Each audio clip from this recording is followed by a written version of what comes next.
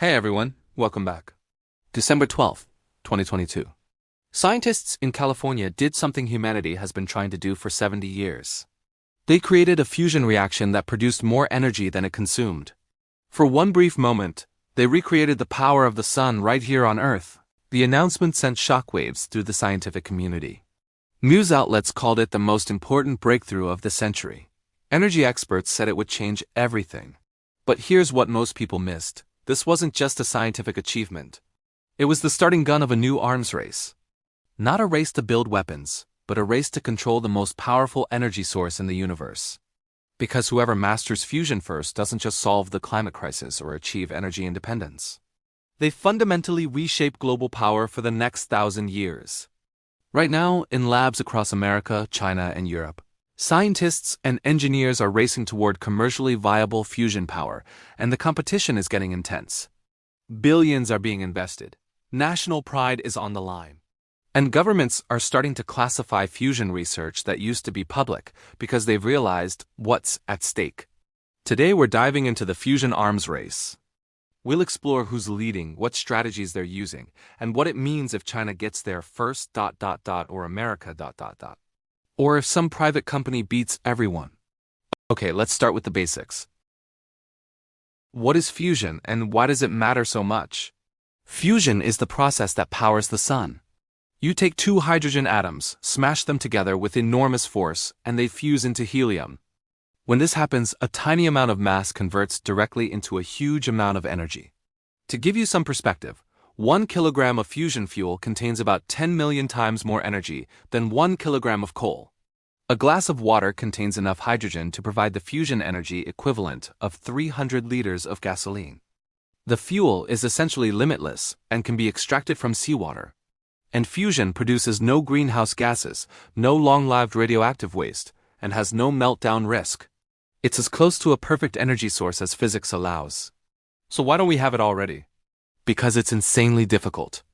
You need to heat hydrogen to over 100 million degrees Celsius 6 times hotter than the core of the sun. But something changed recently. Multiple approaches are showing real promise, private investment has flooded in, and that breakthrough proved net energy gain is possible. The race is no longer about whether fusion can work. It's about who can make it work commercially first. Let's start with the United States because they're pursuing two parallel strategies. First, the government approach. The U.S. has spent tens of billions on fusion since the 1950s. Their flagship project is the National Ignition Facility, which achieved that historic breakthrough. They use nearly 200 lasers to compress a tiny fuel pellet until fusion occurs. The experiment produced a 50% energy gain, which is genuinely historic. But the lasers themselves consumed about 100 times more energy than the fusion reaction produced. It's a huge scientific milestone, but it's far from a practical power plant. But here's where America's strategy gets really interesting. The private sector is going absolutely wild with fusion startups.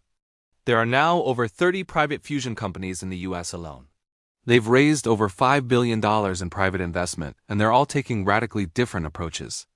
Commonwealth Fusion Systems, a spin-off from MIT, has raised over $2 billion. They're building a reactor using powerful new magnets and claim they'll have a commercial power plant by the early 2030s. Helion Energy, backed by Sam Altman of OpenAI, claims they'll have fusion electricity on the grid by 2028 and has even signed a power purchase agreement with Microsoft. This diversity of approaches is actually America's strategic advantage. Instead of putting all their eggs in one basket, they're running dozens of parallel experiments, increasing the odds that one will succeed. It's classic American innovation. But there's a darker side. As these companies get closer to success, there's increasing pressure to classify their research. Because fusion technology isn't just about power plants, it's also about weapons. The same physics can inform the design of thermonuclear weapons. And nowhere is this tension more apparent than in the competition with China. If America's fusion strategy is all about chaotic entrepreneurial energy, China's is the complete opposite, coordinated long-term planning, and it's incredibly formidable. China has been investing heavily in fusion research for decades, but they've really hit the accelerator in the past 10 years. Their approach is fundamentally different from the West's. Their flagship project is a reactor called EAST, the Experimental Advanced Superconducting Tokamak, often called an artificial sun. And this thing is genuinely impressive. In April of 2023, EAST maintained a plasma temperature of 70 million degrees Celsius for over 17 minutes. Now, that's not a net energy gain, but it's a different kind of milestone, demonstrating incredible sustained control over fusion plasma. Later that year, they hit 100 million degrees for over 600 seconds. These are records, and they just keep breaking them. China is pursuing the tokamak approach, the same basic donut-shaped design as ITER, which uses powerful magnetic fields to contain superhot plasma. It's the most well-understood fusion design, and China is quickly becoming the world leader in tokamak technology. Here's where China's system gives them a massive advantage. Fusion research requires sustained funding over decades with no immediate returns. Private investors get nervous, politicians lose interest, and budgets get cut. But China's government can commit to these long-term projects without worrying about quarterly earnings or election cycles. They've made fusion a top strategic priority and are willing to spend whatever it takes for as long as it takes.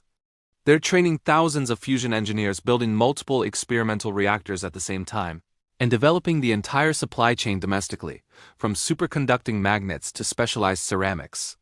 And here is what makes Western scientists nervous. China is catching up fast on the expertise gap. They're republishing more fusion-related papers than any other country and attracting international talent with generous salaries and state-of-the-art facilities. Some Western scientists who visited Chinese labs come back genuinely impressed and honestly a little worried. Now, China is still involved in international projects like ITER. They're fulfilling their commitments and sharing some research. But there's growing suspicion in the West about how much China is actually sharing versus how much they're relearning from others. Some scientists have accused Chinese researchers of taking knowledge from these collaborations and then pursuing parallel, classified projects back home. It's hard to verify these claims because, well, if they're classified, we don't know what they're doing. What we do know is that China has explicitly stated that fusion power is a strategic priority for achieving energy independence.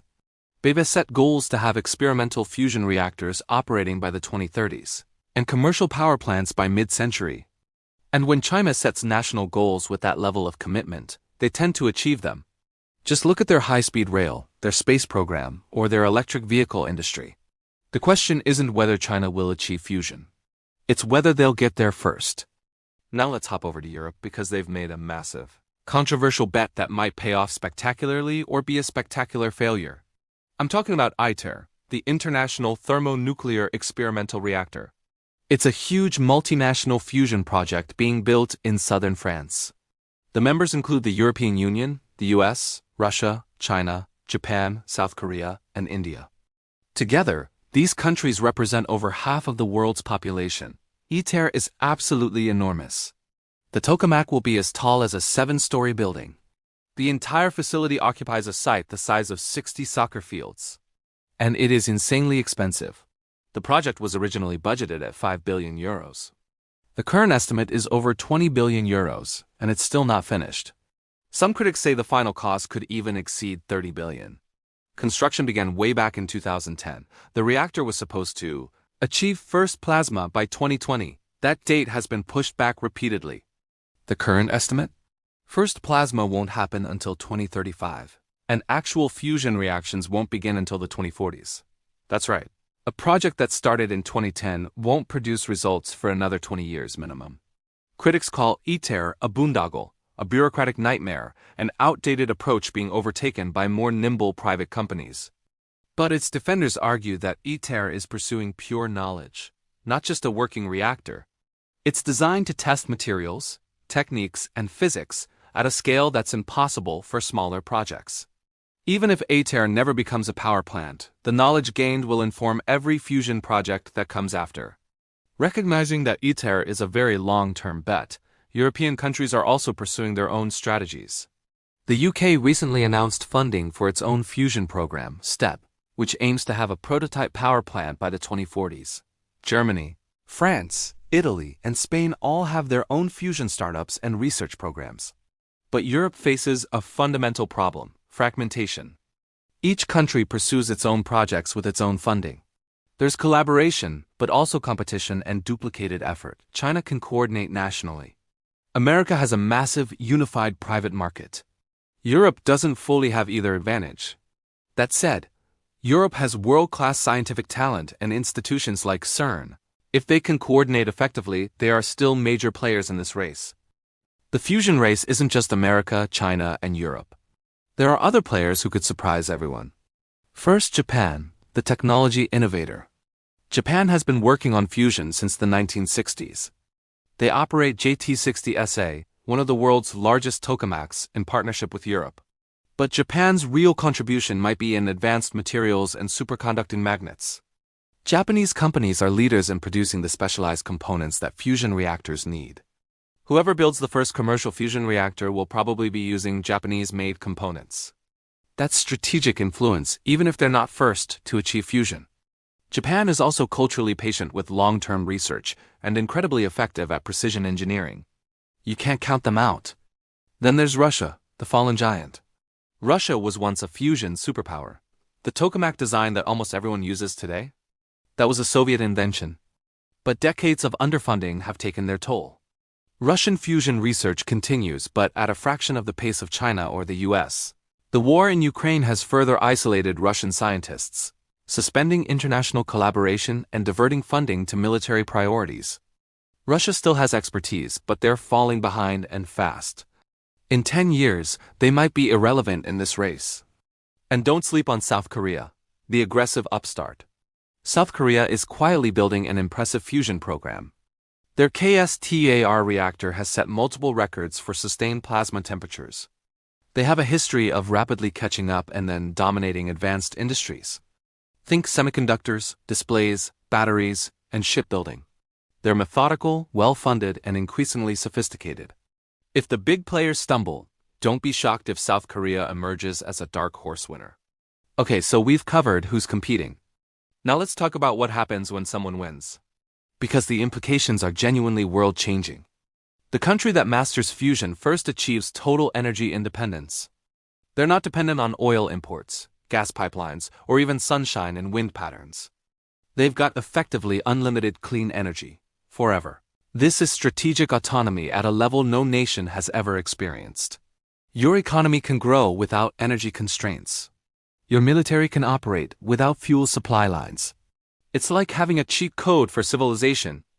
And with that comes a massive manufacturing advantage. Energy is an input into everything. Cheaper energy means cheaper manufacturing, cheaper transportation, cheaper everything. Cheaper energy means cheaper manufacturing, cheaper transportation, cheaper everything. If China gets fusion first, they could drive energy costs so low that manufacturing everywhere else becomes uncompetitive. If America gets it first, they could reverse decades of manufacturing decline. The fusion winner could dominate global manufacturing for generations. Then there's the climate leadership and moral authority. Climate change is the defining challenge of our century. The country that solves it gains enormous diplomatic leverage. Imagine China offering fusion technology to developing nations, helping them industrialize without carbon emissions. The goodwill and strategic influence would be immense. Or imagine America doing the same, cementing alliances and spreading democratic values along with clean energy technology. Or imagine America doing the same, cementing alliances and spreading democratic values along with clean energy technology.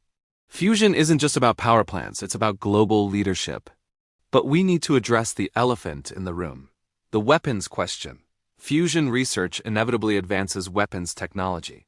The physics of fusion reactors and thermonuclear weapons overlap.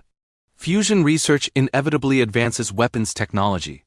The physics of fusion reactors and thermonuclear weapons overlap.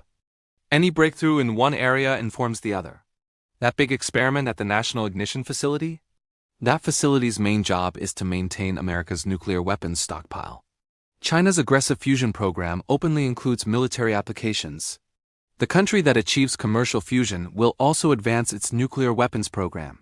The country that achieves commercial fusion will also advance its nuclear weapons program. That's just a reality, and it's why this is called an arms race, not just an energy race. So, with all these players and strategies, who's actually ahead? Honestly, it depends on how you measure it. For scientific milestones, China and the US are neck and neck. For investment, America leads in private funding, but China likely leads in total government spending. For progress toward a commercial plant, U.S. private companies claim they'll have DMOS in 5 years. China says the early 2030s. In terms of comprehensive capability, China might have an edge with its domestic supply chains and state-backed commitment, but America's advantage is its diversity of approaches. With so many companies trying different methods, the odds are good that one will work. With so many companies trying different methods, the odds are good that one will work. My honest assessment is this race is genuinely competitive. Nobody has a dominant lead. The winner will probably be determined by a breakthrough that hasn't happened yet. That's what makes this so exciting and so high stakes. So here we are, watching one of the most important technological races in human history unfold. Fusion power has been a dream for 70 years, always seemingly just out of reach. But something fundamental has changed. The science is maturing, the investment is flowing, and the competition is intensifying. For the first time, fusion actually feels inevitable. Maybe not next year, but within our lifetimes. When it arrives, it will reshape everything. Global power dynamics, energy markets, climate politics, economic development, even military balance. The country that gets there first gains advantages that will compound for decades. They won't just have clean energy. They'll have the moral authority of solving climate change and the economic might of unlimited cheap power. It's no exaggeration to say the winner of the fusion race will likely be the dominant global power for the rest of this century. Right now, it's genuinely unclear who that will be. The race is wide open. And that should both excite and terrify us. Because unlike previous energy transitions, fusion is inevitable. The physics works. The question isn't if, it's when and the who matters enormously. Most people have no idea this race is even happening, but the outcome will affect everyone for generations. So here's what I want you to take away. Pay attention. When you see news about fusion breakthroughs, understand that it's not just cool science, it's geopolitics, it's power. It's the future being written. It's geopolitics, it's power. It's the future being written. What do you think? Who do you want to win this race? Should fusion technology be shared openly or protected as a strategic asset? Drop your thoughts in the comments, because this conversation matters. And if this video opened your eyes, smash that subscribe button. And if this video opened your eyes, smash that subscribe button. We're covering the stories that shape the future. The fusion arms race is on. The winner takes everything. See you in the next one. The fusion arms race is on. The winner takes everything. See you in the next one.